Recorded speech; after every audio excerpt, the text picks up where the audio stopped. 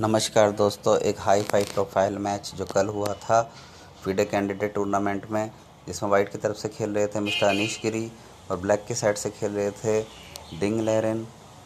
तो यहाँ पर अनीश गिरी जी ने स्टार्टिंग करी थी E4 से, जवाब में आया E5। उसके बाद E5 पॉन को काटने के लिए आता है नाइट टू F3, तो उसको बचाने के लिए आता है नाइट टू C6।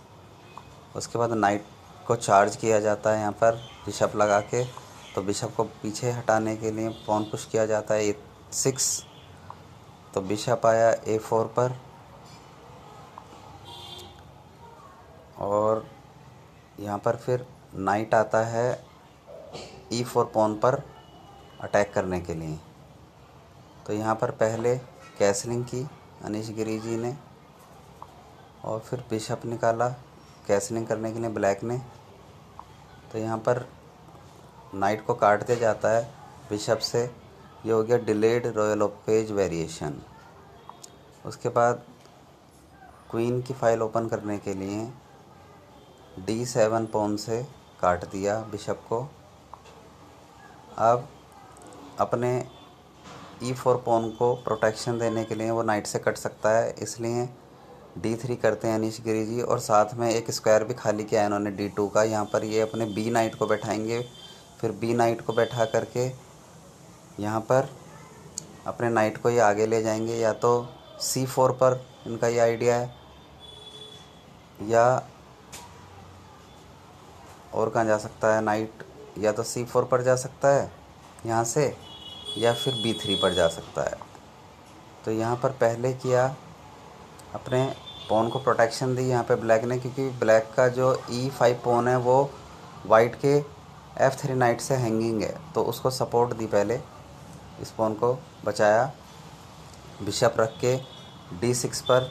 उसके बाद नाइट को निकाला अनीश गिरी जी ने D2 पर।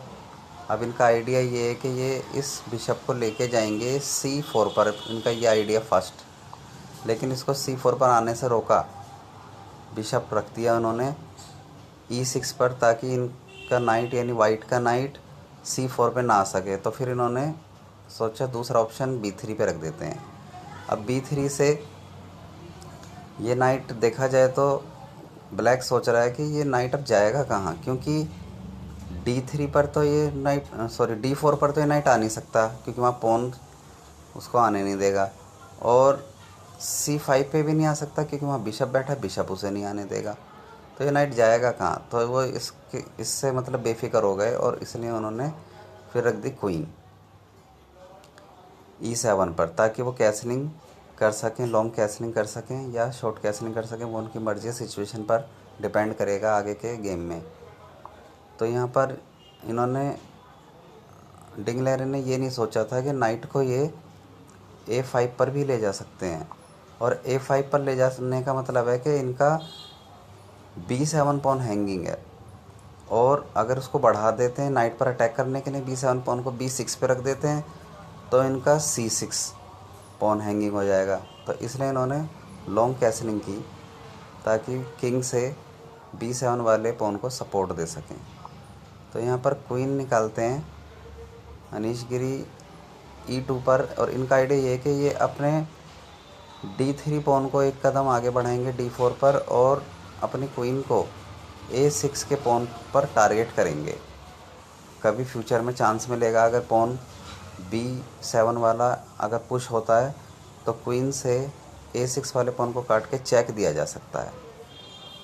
ये सोच कर के उन्होंने अभी क्वीन रखी है E2 पर। तो यहाँ पर नाइट को पिन कर दिया अपने बिशप से ब्लैक ने। तो यहाँ पर एक पॉन पुश कर दिया C3 पॉन पुश करने का आइडिया है कि किंग साइड अटैक करना चाहते हैं। C3 करके ये आगे B4 करेंगे, और इस तरह से B4 करके फिर ये A3 करेंगे। तो इस तरह से इनका कुछ प्लान चल रहा है।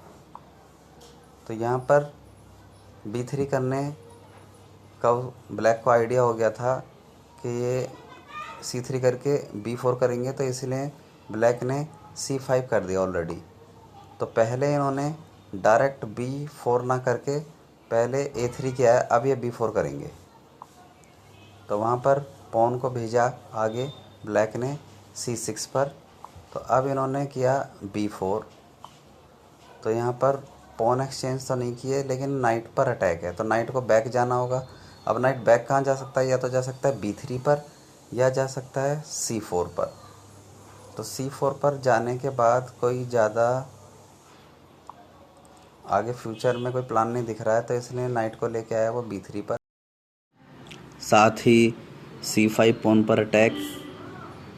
तो C5 पॉन पर दो अटैकर्स हैं और डिफेंडर केवल क्वीन है, तो एक डिफेंडर और बढ़ाया नाइट टू D7 रख के पॉन पर। और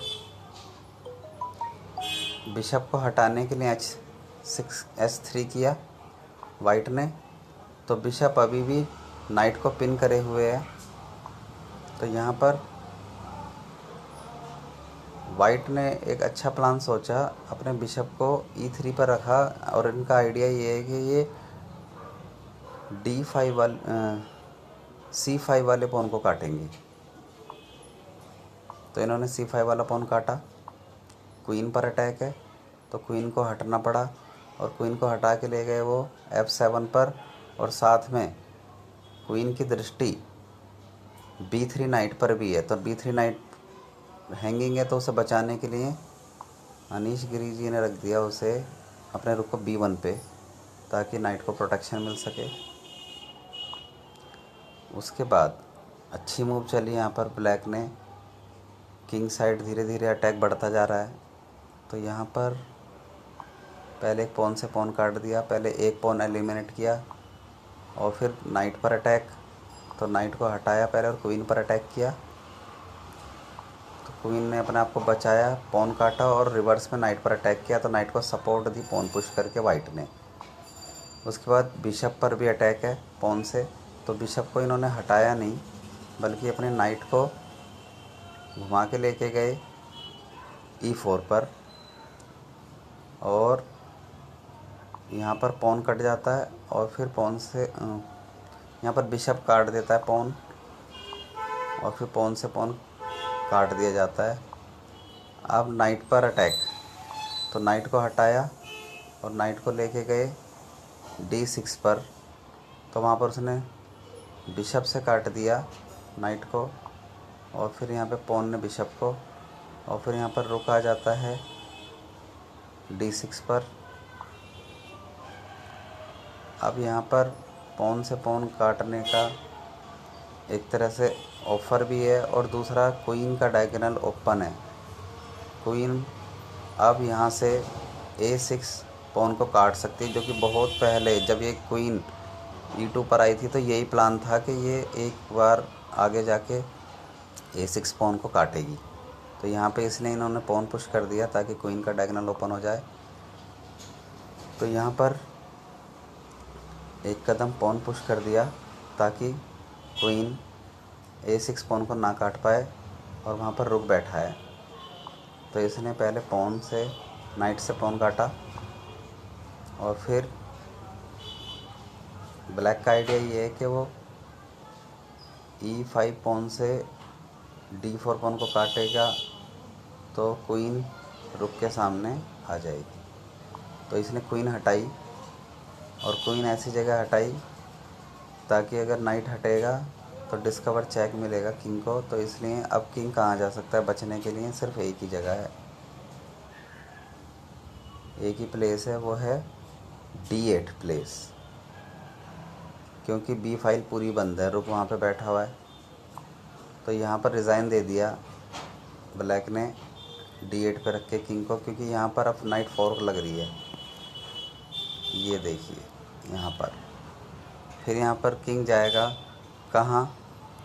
फॉर एग्ज़ाम्पल या तो यहाँ जाएगा, या यहाँ जाएगा, यहाँ जाएगा। तो